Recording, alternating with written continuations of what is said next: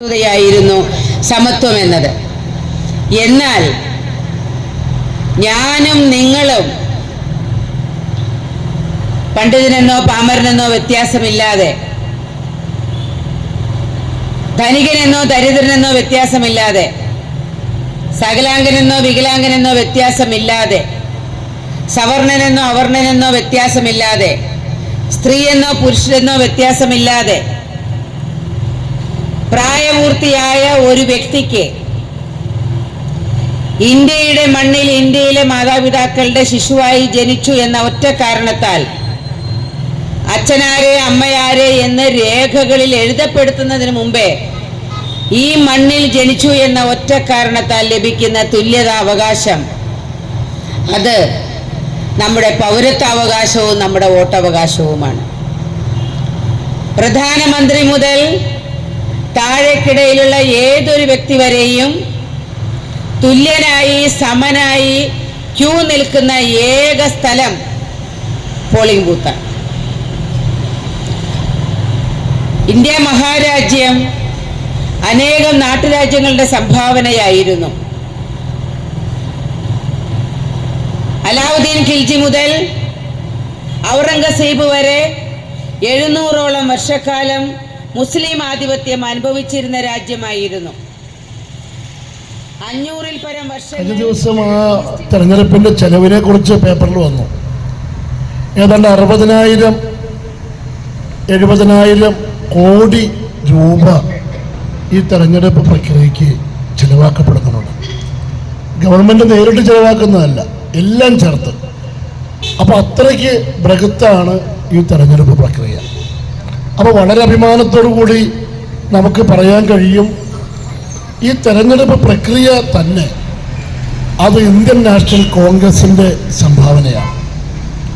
Indian national Congress ഈ രാജ്യത്ത് 6 പതിറ്റാണ്ടിലധികം കാലം ദേശീയ സ്വാതന്ത്ര്യ സമരത്തിന് നേതൃത്വം കൊടുത്തു. അതിനുശേഷം ഏതാണ്ട് 6 പതിറ്റാണ്ട് വിനിയോഗിക്കാൻ കഴിയുന്നു എന്നതാണ് ഏറ്റവും വലിയ അടിസ്ഥാനം. ആ 5 കോടി രൂപ അദ്ദേഹം വിനിയോഗിച്ചത് സാധാരണക്കാർക്ക് വേണ്ടിയിട്ടാണ്. നമ്മുടെ നാട്ടിൽ സാധാരണക്കാരായ ആളുകൾ താലൂക്ക് ആശുപത്രിയിൽ ചെന്നാൽ ബുദ്ധിമുട്ടുകൾ അനുഭവിക്കുന്നു. അവിടെ മരുന്നുകൾ കിട്ടുന്നില്ല. സ്കൂളുകളിൽ പഠിക്കാൻ പോകുന്ന വിദ്യാർത്ഥികൾക്ക് കമ്പ്യൂട്ടർ റൂമുകളില്ല, പഠിക്കാനുള്ള അടിസ്ഥാന സൗകര്യമില്ല. നമ്മുടെ നാട്ടിൻപുറങ്ങളിൽ അംഗൻവാടികളില്ല. അംഗൻവാടികളെല്ലാം പ്രവർത്തിക്കുന്നത് വാടക കെട്ടിടത്തിലാണ്. അംഗൻവാടികളില്ലാത്ത സ്മാർട്ട് അംഗൻവാടികൾ അദ്ദേഹം വെച്ചു കൊടുക്കുന്നു.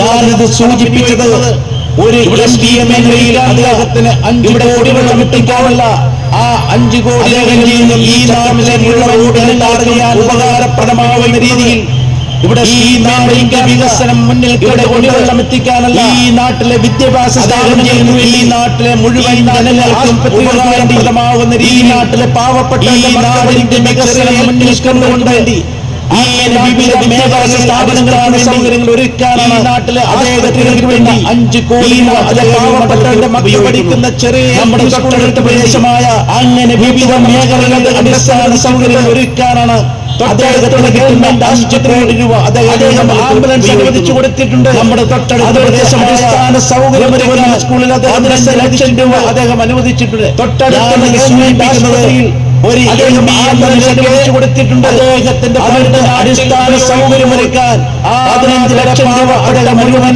ആളുകൾക്ക്. ഞാൻ സൂചിപ്പിക്കുന്നത് കൈകളിൽ ഒരു MP എന്ന നിലയ്ക്ക് അദ്ദേഹത്തിന്റെ മണ്ഡലത്തിൽ ഒതുങ്ങുന്നതല്ല.